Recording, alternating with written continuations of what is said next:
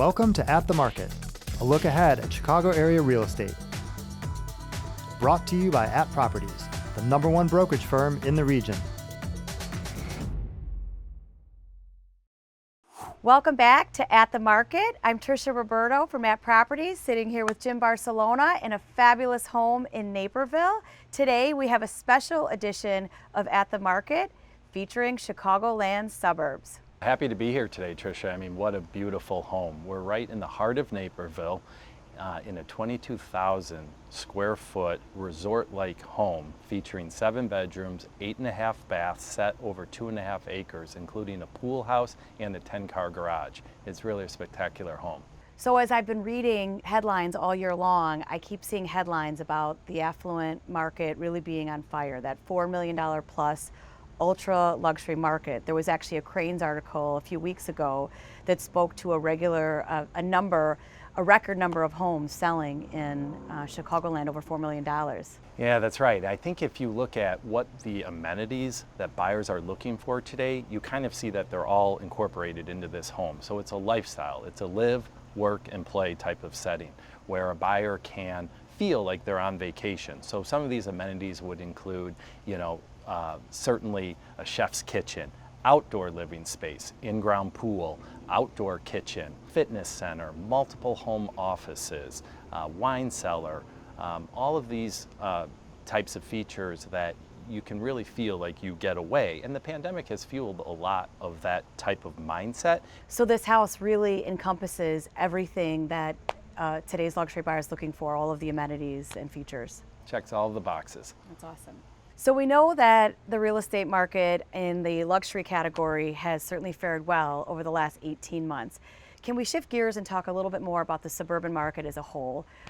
What type of market dynamics do you see as we go into the fall? Sure. So, the story, of course, in the suburbs as a whole has been the conversation about multiple offers, right? That's what the headlines have been. So many buyers competing for so little homes. And I think that we're starting to see that narrative shift a little bit. And I'll show you why. When you look at the graphs and we actually look at data, you have to remember that while real estate oftentimes is an emotional sale, the truth of the matter is our markets still function based on typical economics of supply and demand. So speaking of supply, if you look at this first graph, you'll see that inventory, so that's homes that are available for sale, has declined month after month after month, and it bottomed out about March of 2021. So that's when we actually had the least amount of homes for sale at any time, really in the last 10 years when you look at the graph. So then you also have to look at the demand side of the equation. And so buyers were out in droves in the spring, and it kind of peaked in May or June of 2021. So we had a perfect balance where we had very few homes for sale and a lot of buyers that were chasing these homes for sale. And that's what caused those headlines. So when you look at those graphs, what has changed is that inflection point sort of in March of 2021.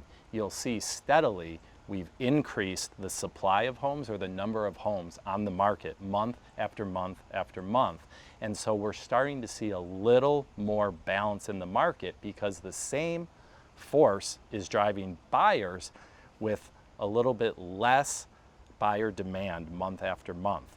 So it's subtle, Tricia, but we are starting to see a little bit more balance, and that's what I see the fall market story being, is balance in the marketplace.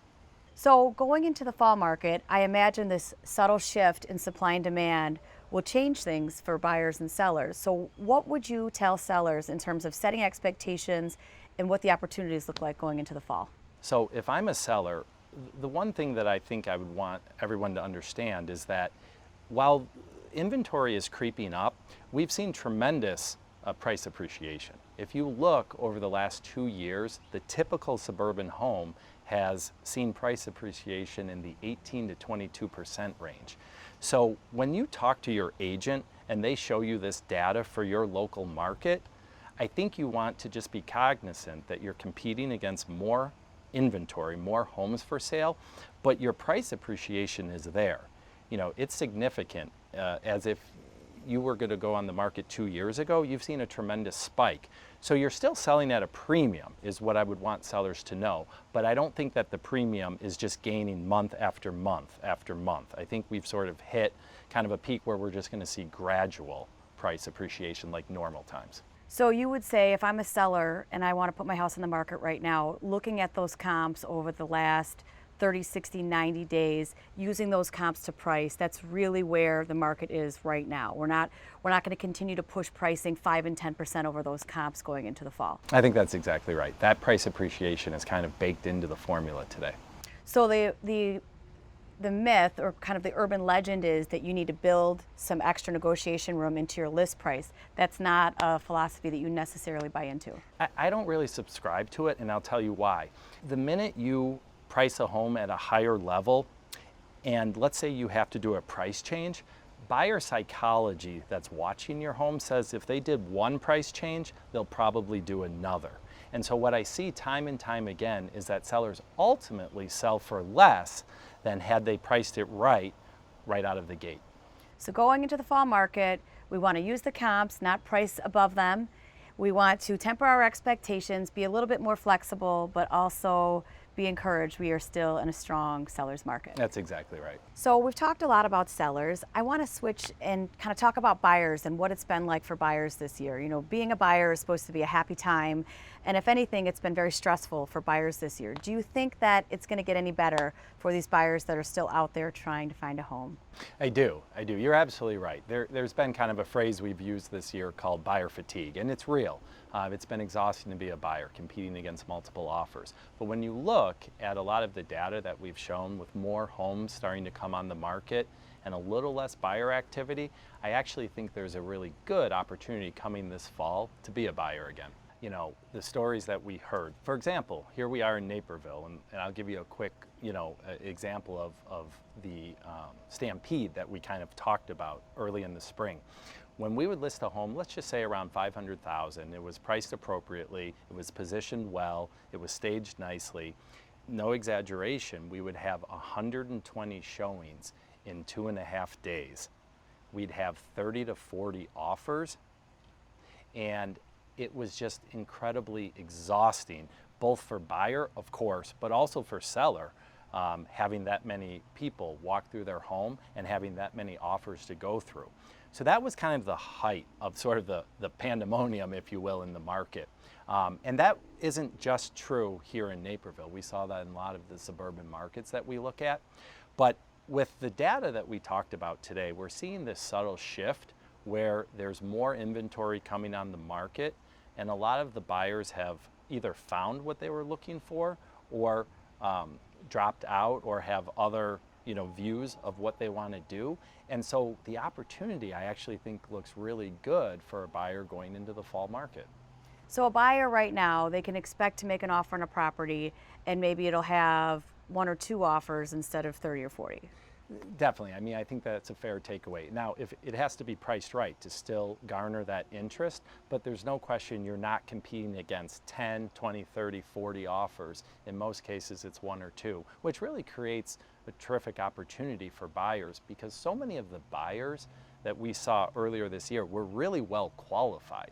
And so that added to the frustration. You think that you've dotted your I's, crossed your T's, you're qualified, and you still lost out.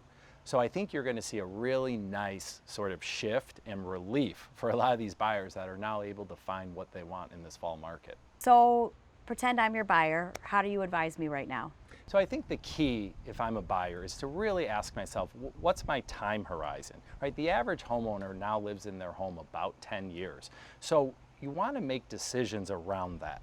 And what I mean by that is not just financially, but lifestyle. So a lot of people have made decisions around the pandemic, which I really understand. We all sat in our home and kind of critiqued it, and we made decisions around that. But when you look at amenities, you look at the financial component of it, you look at where interest rates are today, that's how I think you want to make your decisions. If I have a time horizon for 10 years, does this fit my family, my family's needs?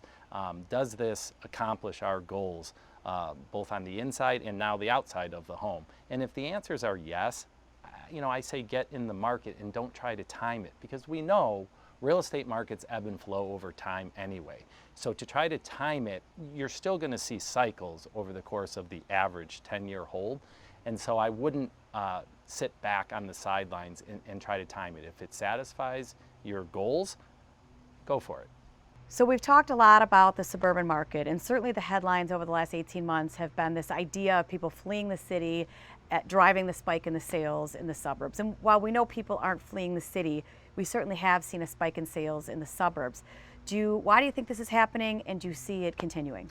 Yeah, definitely. I think that it's a really good point. The city is actually faring really well, but the suburbs are faring really well. And what I think has changed the dynamic in the suburbs is that we're seeing what I kind of call the food chain again. And so a $250,000 or $300,000 seller is now buying the $500,000 or $600,000 home.